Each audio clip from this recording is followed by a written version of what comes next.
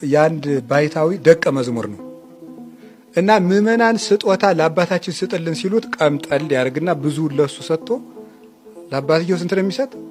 ጠቂቱን ማለት ነው። አንድ እንጀራ ካመጡ እሱ ትልቁን ግማሽ ይበላና ለሱ ቁራሽ ይሰጠዋል። እሱ ግን ያውቅበታል። እያወቀው የልጅ ድካም አይደል ምን አደርጋለሁ ብሎ ችሎት ኖር ዘመኑን ሙሉ ማለት ነው። ሊያርፍ ሲል ጌታ መጥቶ ምን አለው መሰላችሁ? የሚሰርቅህን ሰው ታግሰ ስለኖርክ መስቀሌ እንደተሸከምክ ወጥርልሃለሁ። ስለዚህ ክብርም በዚህ ሰጥሃለሁ አለው። አንተ እኔን መስለኛልና አለው። ደቀ መዝሙሩን ጠርቶ ምን አለው መሰላችሁ?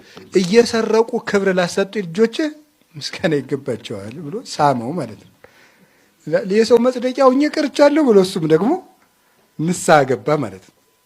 እየሰረቁ ክብር ላሰጡኝ ልጆች አሁን እንደዚህ እናደርጋለን። ሲሰርቃችሁ አንድ ሰው አረ ምን እንዲው እሱ ከሳሳ እደከመው እያላችሁ ታመሰግኑበታላችሁ። ይሄ ነው እንግዲህ የወንድምን ድካም መሸከም።